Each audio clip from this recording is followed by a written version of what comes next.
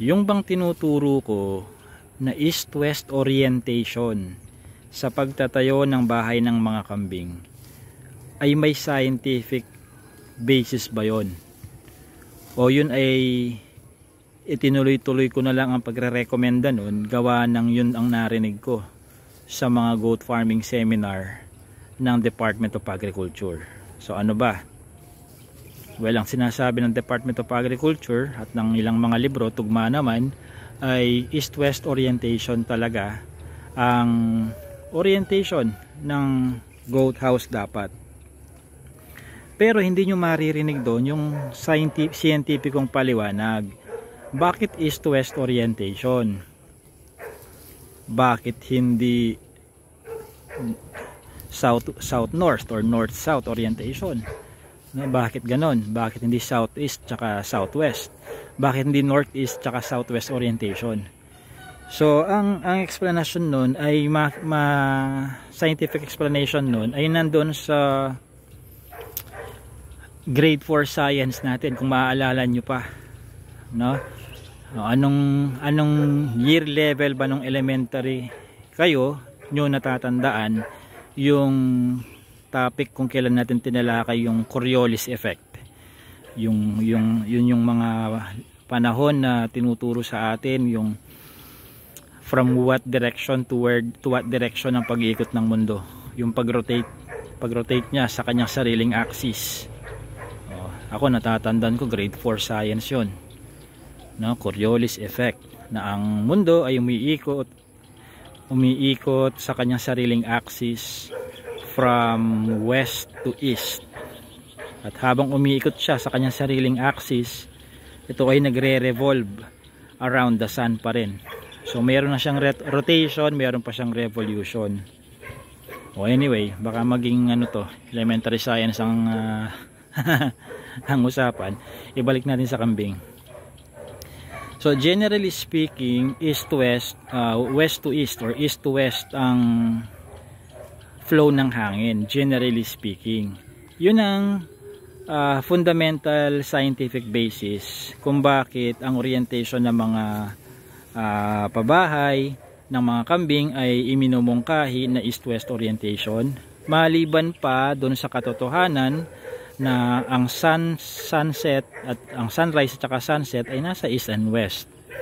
So karaniwan kasi pagka tinanong bakit east-west orientation ang bahay ng goat house? Ang common knowledge ay syempre kapag ka sunrise, ang maiinitan lang na bahagi ng bahay ng kambing ay yung eastern portion. Pag sunset, ang maiinitan lang ay yung western portion. So yung mga naiinitang kambing pwedeng tumakbo doon sa kalahating bahagi ng bahay kambingan, doon sila sumilong. Yun ang common na alam ipaliwanag, no? Yun, pinapaliwanag ko yun sa aking goat farming seminar. Ayun, pinapaliwanag ko rin na hindi lang yung location kung saan sumisikat at lumulubog ang araw, hindi lang yun ang dahilan kung bakit east-west east-west orientation. Isa pang dahilan ay yung general flow ng hangin, no? So yun ang dahilan doon para kapag yung ventilation din, ventilation, isang concern yan, para kapag nahanginan yung kulungan ng kambing, tagusan from west to east or from east to west ang flow ng hangin. Okay, ngayon i-localize natin, since na pag-uusapan ang flow ng hangin, i-localize natin sa Pilipinas, no?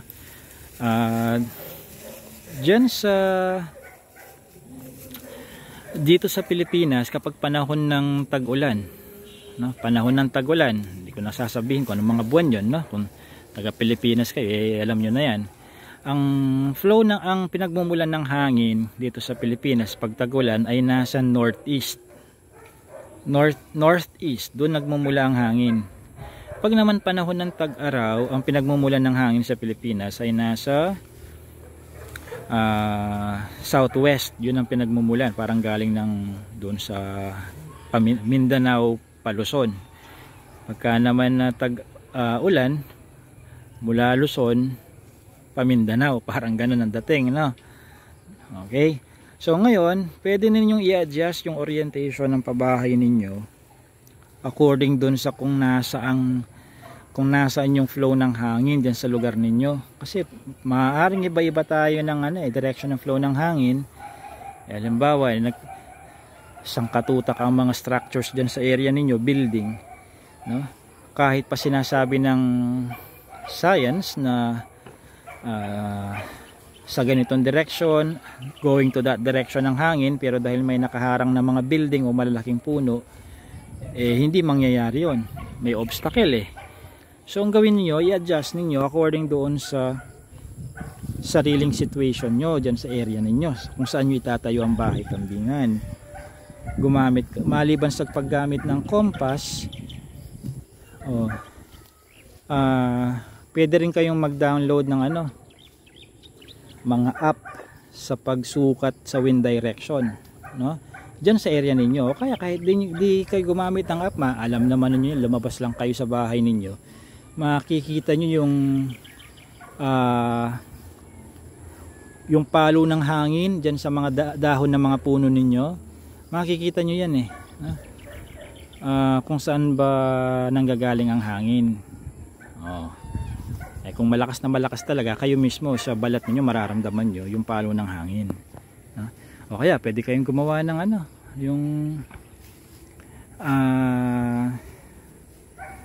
yung mga arrows kung saan doon ituturo kung saan yung direction, saan patungo yung ihip ng hangin. Pwede kayong gumawa nun, or simplahan na lang ninyo yung direction ng mga dahon, saan banda humahampas. So yun ang matutukoy nyo nun kung saan nagmumula at saan patungo ang hangin. So i-orient ninyo ang goat house ninyo nang naayon doon sa flow ng hangin doon sa area ninyo, at saka kung saan nyo nakikita sumisikat, lumulubog ang araw. So i-customize ninyo.